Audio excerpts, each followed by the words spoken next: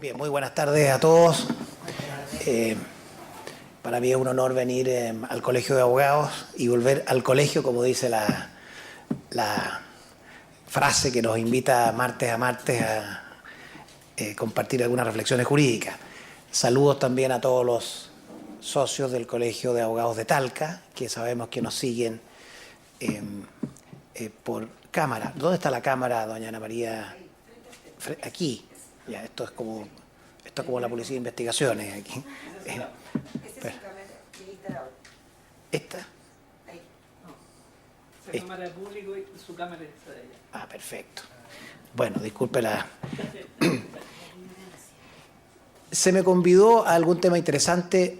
Yo le sugerí al colegio hablar sobre tendencias jurisprudenciales del Tribunal Constitucional y he preferido a última hora centrarme en un tema que es jurisprudencial del Tribunal Constitucional, pero que tiene más importancia concreta hoy día, que es esta pregunta que está en la primera lámina: derogación e inconstitucionalidad de las leyes. ¿De quién es la potestad? ¿Quién está autorizado, según nuestro ordenamiento jurídico, para proceder a esta decisión? La primera pregunta es: ¿existe una diferencia entre la derogación tácita y la inconstitucionalidad de la ley? ¿Existe alguna diferencia entre la decisión que consiste en declarar derogada tácitamente una ley por resultar inconciliable con la anterior inconciliable con la posterior, y la declaración de inconstitucionalidad, es decir, de una colisión entre un precepto legal vigente y un precepto de la Constitución, o no existe ninguna diferencia? Dependiendo de esa respuesta, vamos a tener distintas alternativas de cuál es el órgano que está facultado para proceder a este ejercicio. Me interesó esta pregunta por lo que probablemente ustedes, abogados ilustrados, ya conocen. Con ocasión de una dictación de una sentencia en un recurso de protección en año 2016, el caso Sandor con registro civil, director de registro civil, la Corte Suprema procedió a declarar tácitamente derogado un precepto legal de la Ley de Extranjería, el Decreto Ley 1094.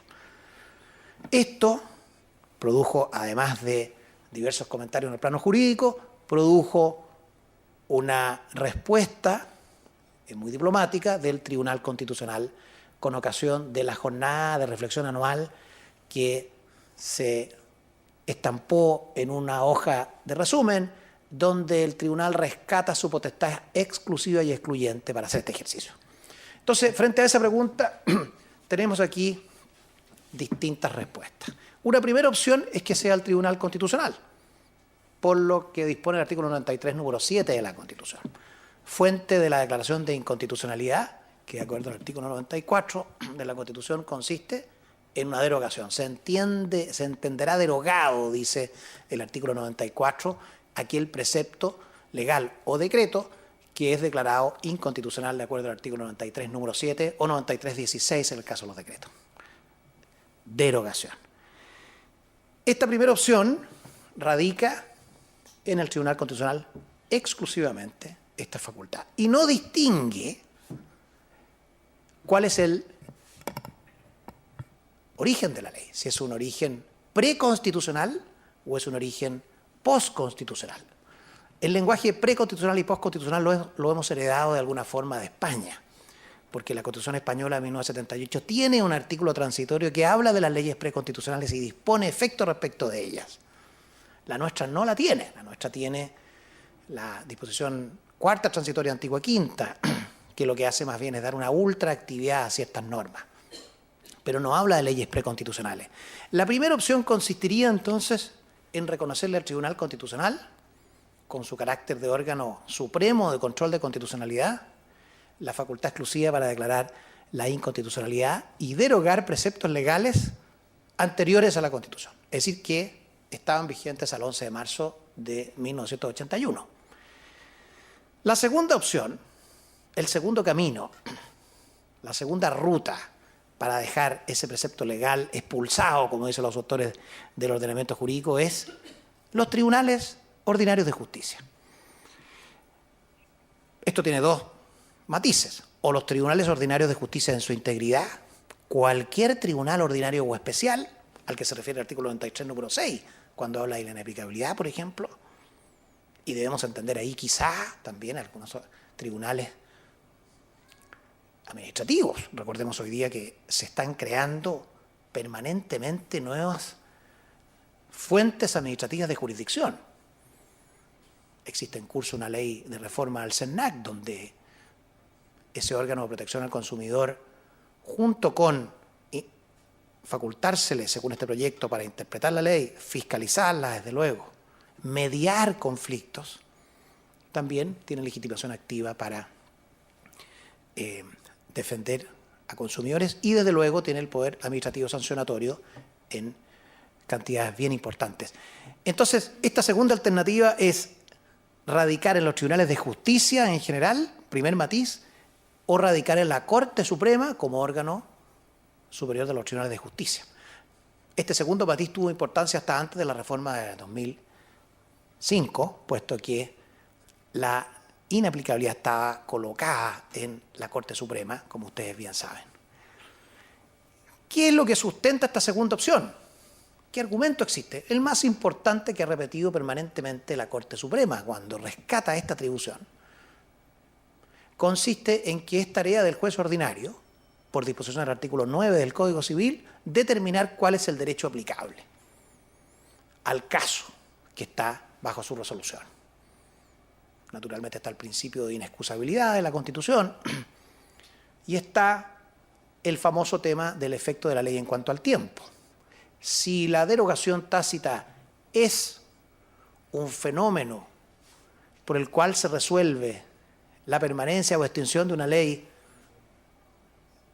por sus efectos en el tiempo, entonces estamos frente a una potestad que ha sido siempre de los tribunales de justicia, ¿ya? Y, como vamos a ver más adelante en la argumentación de la Corte Suprema, nadie se la ha extraído, aún por una norma expresa.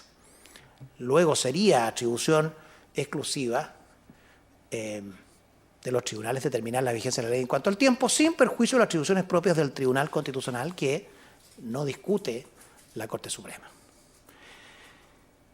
Quiero subrayar la importancia que tiene esta pregunta, porque las leyes preconstitucionales son muchas, quizá más de las que nosotros nos imaginamos. En la práctica ustedes probablemente se encuentran permanentemente con ellas, pero existen cuerpos legales completos que están creados antes de 1981, cuerpos legales que vienen siendo modificados, ayornados, potenciados, pero ahí están, con sus lógicas que vienen a veces, desde luego, de los años 70, muchos decretos leyes, lógicas sesenteras, incluso algunas provienen de los años 30 y 20. Recordemos que en los tiempos de Ibáñez, hubo mucha legislación, también reformadora.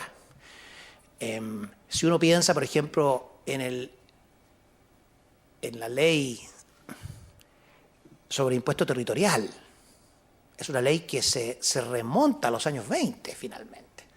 La ley que establece, por ejemplo, y que crea por primera vez el tributo de contribuciones de bienes raíces proviene de los años 20. Por ejemplo, el precepto legal que obliga a las compañías de seguro a contribuir al financiamiento de la seguridad social de los bomberos proviene de los años 30.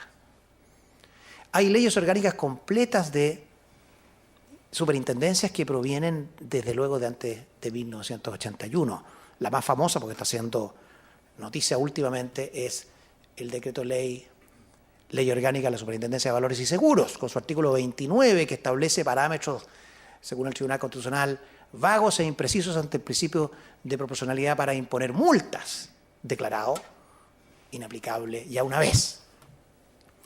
Existe, por ejemplo, a mí me llama mucho la atención todo lo que es la regulación urbanística. El DFL de 1975, 458, que regula el mundo urbanístico, tiene pasajes completos que provienen de esa lógica setentera. Y esto lleva a preguntas muy importantes para lo que va a seguir en esta presentación, porque determinar si, por ejemplo, el precepto legal de la Ley de Urbanismo y Construcciones de los años 70, que faculta al alcalde para ordenar el traslado de una industria que causa molestias, es compatible con el derecho de propiedad o con el debido proceso. Es un juicio complejo. Dice el Tribunal Constitucional, no es solo un ejercicio intelectual de ley en cuanto al tiempo, porque no se trata de normas de la misma jerarquía. Y ahí estamos llegando al corazón de este problema. Determinar si el precepto que faculta para declarar la caducidad de un permiso urbanístico, y la caducidad, como explicaban los autores italianos del siglo XIX, es como el cuchillo de la guillotina, cae, no se sanea y se produce violentamente, ¿debe sujetarse al debido proceso, al justo y racional procedimiento, o cae derogado por el artículo 19, número 3, inciso sexto? Ese ejercicio es un ejercicio complejo que lleva finalmente a este problema. Perdón. La Corte Suprema reafirma, en el caso Sandor, y también en el caso Comarrico, del año 2010, su facultad para declarar derogado tácitamente los preceptos previos a la Constitución. Lo hizo con ocasión del Decreto Ley 2695 de saneamiento de la pequeña propiedad raíz, el año 2010. Como explicaba el profesor Fernando Senger hace poco en una conferencia, el Tribunal Constitucional ha acogido algunas inaplicabilidades por el 2695, que es de los años 70, y ha rechazado otras. Y la Corte Suprema, sorpresivamente el año 2010, razona que es su tarea determinar el derecho aplicable, que le ha correspondido a esta jurisdicción conservadora siempre, que no hay norma que se la excluya y que debe proceder entonces a declarar esta derogación, y lo hace directamente en un recurso de casación en el fondo.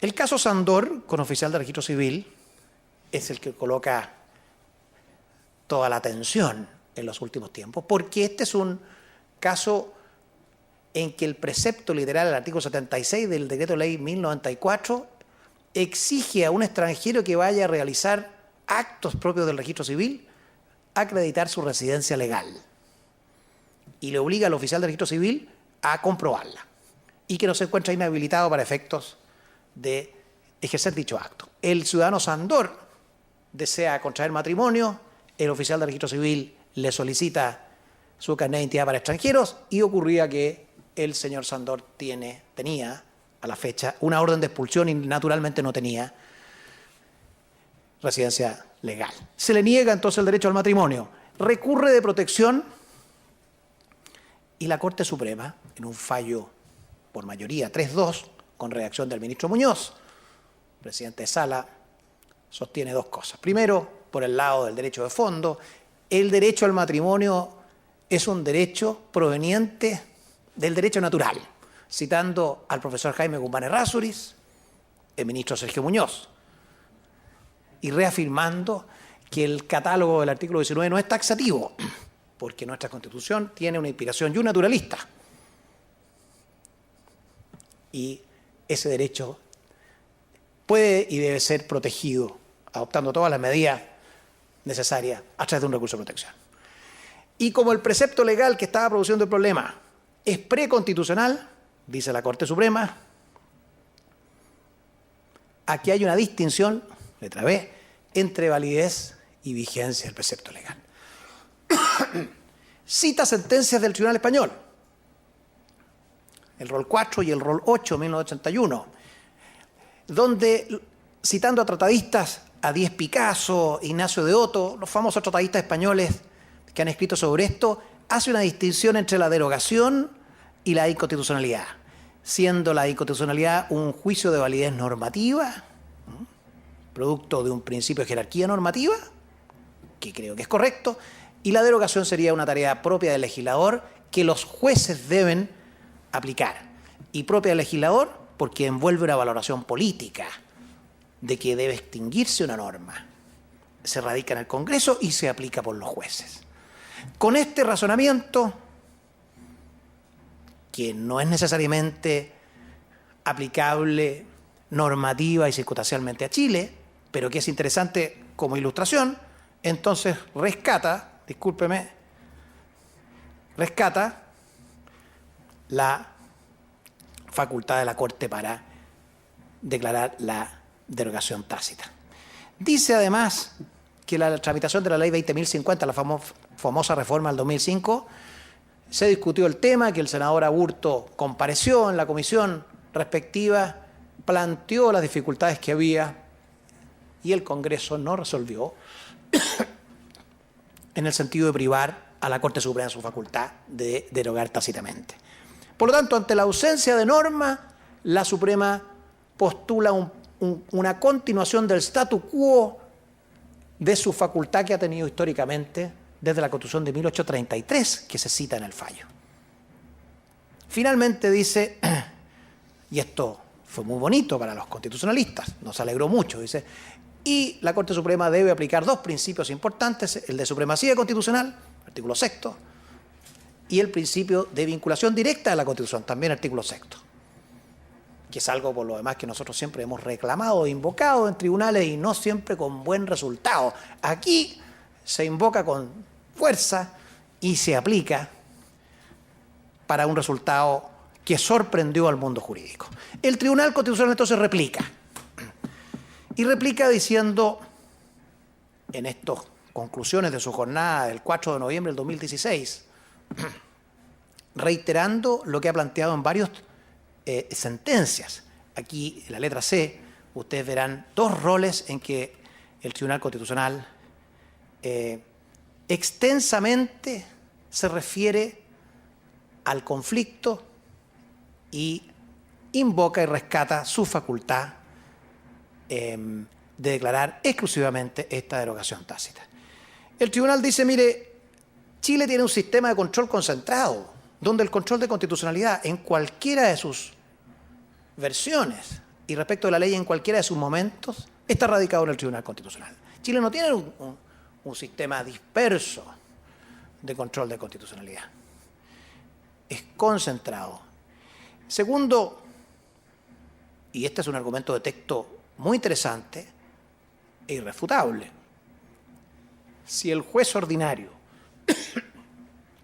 desea proceder a la derogación tácita, desea declarar la inconstitucionalidad o incluso desea consultar sobre ella, entonces es legitimado activo en el recurso de inaplicabilidad 93.6, inciso 11, lo que se llama el auto motivado. Cualquier juez de la República puede hacer llegar al Tribunal Constitucional un planteamiento para que se resuelva si el precepto legal que pretende aplicar y que es decisivo está vigente o no está vigente. Luego dice el Tribunal Constitucional, si el propio juez ordinario está facultado para recurrir al Tribunal Constitucional y resolver este problema, entonces, ¿por qué hemos de sostener que la Corte Suprema es la competente para ello? E invoca, finalmente, una sucesión de sentencias muy interesante a mi juicio, en que no solo el TC, sino que la Corte Suprema, ya se hizo cargo de este problema y optó, a partir del famoso fallo Natividad Campos Canales de 1990, optó porque la derogación tácita es competencia del recurso de inaplicabilidad. Claro, que en esa época estaba radicado en el Pleno de la Corte Suprema. ¿Se acuerdan ustedes? Tengo el recuerdo de haber alegado una causa en ese pleno que ya no existe para efectos de la inaplicabilidad con más de 20 ministros. Como la Corte Suprema tenía la inaplicabilidad hasta el año 2005, este fue un tema. Y hasta el fallo Natividad Campos Canales, la Corte Suprema declinaba la competencia para referirse a la derogación tácita, sosteniendo que era tarea de los jueces del fondo. Y a partir del año 1990, con dos argumentos bien interesantes, Natividad Campos Canales primero, y después el año 2000 el caso de la recurrente compañía Verdugo, Guillermo Verdugo Limitada, la Suprema consolida su facultad para pronunciarse sobre la derogación tácita en la inaplicabilidad. Luego dice el Tribunal Constitucional, si ese recurso de inaplicabilidad se me trasladó a mí, entonces sería contradictorio que la Suprema siga reclamando esta facultad, siendo que se encuentra radicada hoy día en el Tribunal Constitucional. Dice el Tribunal Constitucional, por lo tanto, que esta es una atribución exclusiva. Y yo quiero agregar estas que están acá, en esta lámina, sentencias Campos Canales, que ya nos referimos, la Sociedad Benefactora de Dignidad, aquel famoso fallo que tuvo por objeto declarar inaplicable un precepto del Código Civil que facultaba a la autoridad administrativa para cancelar la personalidad jurídica de una entidad sin fines de lucro, precisamente porque había otorgado la personalidad jurídica. Ese fallo tan interesante también rescata la Corte Suprema la facultad de declararlo derogado tácitamente en virtud de las atribuciones que tiene en recurso de inaplicabilidad. Lemol Müller también, si los jueces de la instancia pueden resolver solo la derogación, con mayor razón lo puede el Pleno de la Corte Suprema. Esta es la Corte Suprema rescatando nuevamente sus atribuciones para declarar la derogación tácita en un recurso de inaplicabilidad. Ahora, dejen detenerme un segundo en la sentencia famosa Guillermo Verdugo Limitada, porque esta marca una tendencia, es un caso indiciario, donde todas las posteriores, hasta que se pierde esta competencia el 2005, no vuelven a controvertir el derecho que tiene la Corte Suprema de declarar la derogación tácita en la inaplicabilidad. Dice, dado que la norma genérica no deroga por lo regular de un modo tácito a la norma especial dictada precedentemente, el magistrado se vería obligado a aplicar esta, que mantendría una ultraactividad sustancialmente contraria a un arreglo o precepto de rango superior. Este primer razonamiento me parece a mí como comentarista que va al corazón del problema, que consiste precisamente en que la derogación tácita no es una simple mirada a un efecto de la ley en cuanto al tiempo, sino es un juicio de valor pleno e inyectado de valores jurídico-políticos, filosófico-jurídicos, sobre si un determinado concepto constitucional genérico, el derecho de propiedad y su función social, el justo y racional procedimiento, el principio de probidad, derogan o no derogan a preceptos precisos, preceptos específicos. Ese juicio intelectual no es un juicio simple, es un juicio que requiere, lo digo yo como comentarista, un tribunal de jerarquía. Y requiere, ojalá, naturalmente, un tribunal con la especialización suficiente para salir airoso en esa opinión. Dice este segundo razonamiento que quise también traer. Dice, desde un punto de vista jurídico estricto, el anterior, como por ineludibles razones de conveniencia institucional, es preferible que sea la Corte Suprema y no la judicatura de la instancia, léase el juez de fondo, la que resuelva un asunto de tanta trascendencia como la constitucionalidad e inconstitucionalidad de una ley. Aquí tenemos a la Corte Suprema, entonces, planteando que el problema de la derogación tácita debe estar radicado en el recurso de inaplicabilidad en el Pleno de la Suprema en aquella época, por dos razones. Esta naturaleza del juicio intelectual que envuelve la derogación tácita de la inconstitucionalidad sobrevenida, que es necesariamente un juicio de valor de dos normas de distinta jerarquía y que es más complejo que una simple determinación de la vigencia de la ley en cuanto al tiempo. Y lo segundo, por razones de conveniencia institucional. Es decir, no resulta conveniente institucionalmente que sea un juez de la instancia, un magistrado de primera instancia el que venga a resolver algo tan complejo como es un juicio de valor respecto a si preceptos genéricos de la Constitución derogan a preceptos específicos. Porque, como decía y comentábamos hace algunos minutos, es contrario a la Constitución, es contrario al principio de subsidiariedad del artículo 1º, inciso 4º o 3º, una norma sobre Estado empresario o sobre una prebenda que se le confiere a una empresa del Estado que se salva en su vigencia por la disposición cuarta transitoria, pero que podría ser contradictoria con el artículo 1º porque dispone la cuarta transitoria en lo que no sean contrarias a esta Constitución. Ese juicio, esa ponderación, es de una simpleza tal que la puede acometer un magistrado de primera instancia. Dijo la Corte Suprema, en Guillermo Verdugo Limitada, este es un problema que por razones de convención institucional está radicado en el Pleno de la Suprema. Luego, la réplica del Tribunal Constitucional consiste en recordar este razonamiento y sugerir, naturalmente, que se contrapone con lo que hoy viene resolviendo la Corte Suprema. Me permito, estimados colegas, sugerir algunos elementos para una solución razonable en este problema, acompañado por la percusión de nuestros músicos de calle que siempre colaboran en el Paseo Humá. Yo tuve oficina en los años 80 en esta zona y crecí con percusiones no tan sofisticadas como estas que estoy escuchando en este instante. Lo primero, estimados colegas, es que existe un principio que debiese resolver buena parte de este conflicto, y es el principio de interpretación de las normas conforme a la Constitución. Tomo aquí al profesor Humberto Nogueira, que ha promovido intensamente este principio. Y consiste en que las normas jurídicas deben necesariamente interpretarse al momento de aplicarse en conformidad a la Constitución.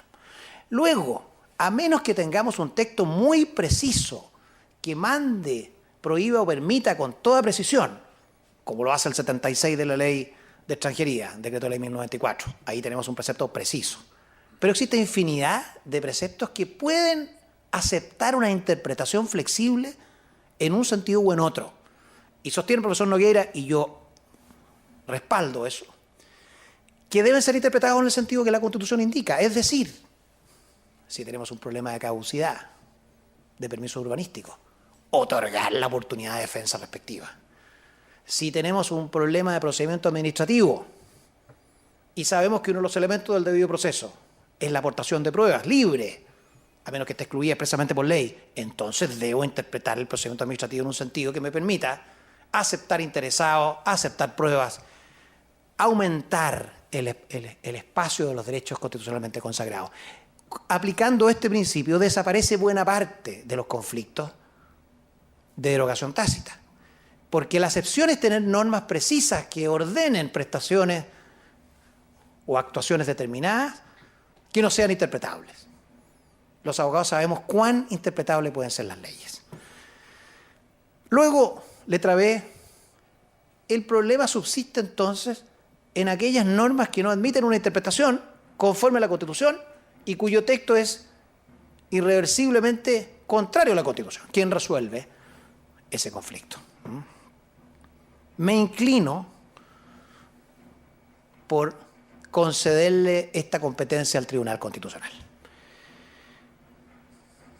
Para la que se llama por el propio tribunal inconstitucionalidad sobrevenida.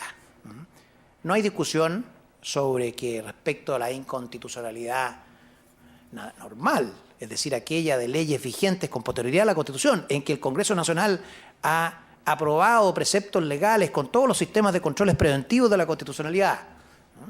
Esa inconstitucionalidad es del Tribunal Constitucional. La pregunta es para la inconstitucionalidad sobrevenida, aquella que llega por la promulgación de una Constitución posterior. ¿Por qué estimo que esto le cabe al Tribunal Constitucional? Primero, por la naturaleza intelectual del juicio respectivo. No me parece que el juez ordinario esté en posición de hacer esta clase de razonamiento. No por un menosprecio al juez ordinario. Recordemos que el juez de primera instancia resuelve asuntos como las declaraciones de mera certeza. Aplica la Constitución y debe hacerlo por el artículo 6º de la Constitución. Pero cuando tiene un precepto legal que ordena con precisión algo distinto a lo que estima que la Constitución ordena, ese es un ejercicio que por la naturaleza intelectual compleja de jerarquía normativa entre un precepto genérico y una norma precisa, por todo lo que ello envuelve, estimo que esto corresponde de todas formas a un tribunal superior. Porque recordemos que el razonamiento de la Corte Suprema, a diferencia de lo que ocurría hasta el año 2005, hoy día apunta a rescatar esta facultad para los jueces ordinarios en general, no solo para el Tribunal Máximo, que sería distinta probablemente mi conclusión, para los jueces en general. Segundo lugar, por armonía institucional y competencia en los tribunales superiores de justicia. Es obvio que las soluciones tienen que intentar armonizar y no agudizar los conflictos. Recordemos, por ejemplo, que en el 1695, el decreto ley de saneamiento de la pequeña propiedad de raíz, tenemos fallos contradictorios entre el Tribunal Constitucional y Corte Suprema. La idea es que nuestros tribunales superiores convivan en armonía y no que se perturben en sus competencias. En tercer lugar, por razones de armonía procesal. Porque me inclino por el Tribunal Constitucional por cuanto si aceptáramos que es el tribunal ordinario, cualquiera que éste sea, el que conozca la derogación tácita, tendríamos que aceptar que esto ocurra en cualquier recurso o acción que se intente. Si esto ocurre en un juicio ordinario de lato conocimiento, con apelación y casación, naturalmente que es distinto si esto ocurre en una acción cualquiera.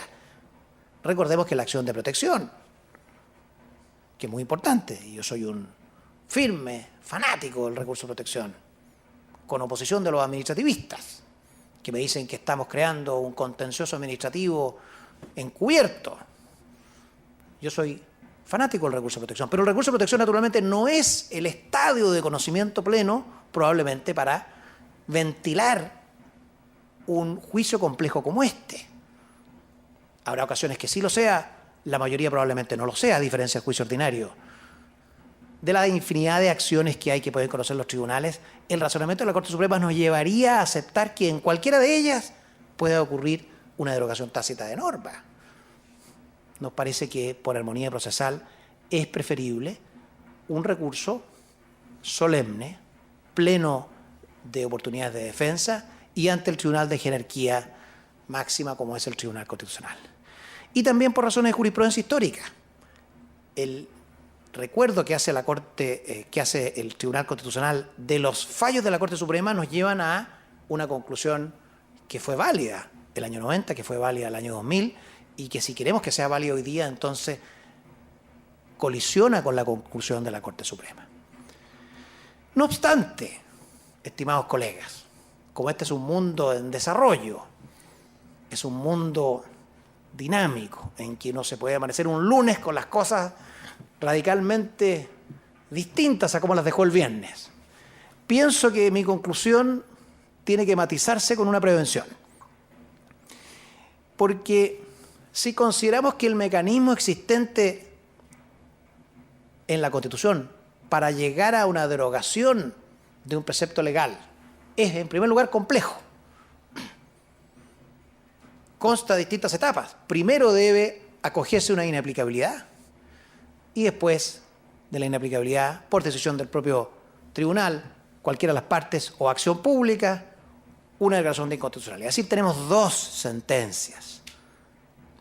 Me honra haber participado en una de las primeras, en que este mismo colegio me pidió, por supuesto, como contribución a la causa, la impugnación del artículo 595 del Código Orgánico de Tribunales, y obtuvimos primero la inaplicabilidad, 9-0, y después obtuvimos la derogación del precepto en la parte gratuitamente, aquel vocablo que obligaba a todos nuestros colegas a servir 6 meses a nuestro juicio con infracción a la igualdad ante las cargas públicas. Lo obtuvimos por allá para el año 2009 Y sabemos que es un problema, que es un procedimiento complejo, requiere 2 pronunciamientos del tribunal. Y recordemos también que después de la nueva ley orgánica del Tribunal Constitucional de 2010 tenemos más requisitos, más complejidades, tenemos pronunciamientos de admisibilidad más intensos, más complejos, con alta mortandad de recurrentes. Tenemos un alto quórum, 4/5, 8 de los 10 señores excelentísimos ministros. No es fácil alcanzar quórum tan altos. Y los requisitos procesales reconozcamos que están increciendo en el tribunal. Hoy día mismo, en la mañana leía en la prensa que ha aumentado casi al doble. Estamos en esta fecha, en julio, estamos con el número total de inaplicabilidades que ingresaron al tribunal el año pasado. Es decir, estamos con un número que aumenta, con un tribunal trabajando a todo vapor y con requisitos procesales, por razones que se entienden, creciendo. ¿Qué es el precepto legal? ¿En qué consiste? Si es decisivo o no es decisivo. La doble hipótesis que se va a aplicar, cuya aplicación en la causa pendiente sea decisiva, hay toda una doctrina que si se aplica al caso que lleve un colega puede fácilmente salir trasquilado, porque hay que probar en abstracto situaciones complejas. Y ni hablar el requisito del fundamento razonable o fundamento plausible que está en el inciso 11 del artículo 93 y también en la ley orgánica. El tribunal ha entendido que no es razonable una lista larga de fundamentos que a primera vista podrían parecer plausibles, pero el tribunal estima que no apuntan necesariamente al problema que le corresponde resolver. Entonces tenemos, letra A, un mecanismo que no es sencillo de aplicar y poner en juego. Y considerando que existen muchos preceptos todavía preconstitucionales produciendo efecto, entonces tenemos un riesgo, y el riesgo es que se entrave eventualmente el funcionamiento de la derogación tácita. Como constitucionalista me gustaría que los preceptos preconstitucionales que colisionan con la Constitución vayan desapareciendo en el ordenamiento jurídico. Pero si tenemos solo 4 sentencias en 10 años, 12 años, el artículo 116 del Código Tributario, el 595 del Código Orgánico de Tribunales, el artículo 46 del Código Sanitario, y por ahí se me escapa otro, apenas 4 sentencias de las muchas que quizás pudieran existir. Si tenemos este resultado, un entrabamiento, entonces, más que una opinión jurídica, yo puedo hacer un vaticinio práctico. Vamos a tener un sistema de control que va a ir buscando salidas, como el vapor que emerge de la olla que hierve y levanta la tapa y finalmente logra escapar por alguna parte para resolver el problema de constitucionalidad que se maneja. Por lo tanto, estimados colegas, este es el tema, estas son las tesis, tenemos mi planteamiento y también con una prevención como corresponde a un análisis realista. Ha sido un gusto y quedo disponible para cualquier pregunta.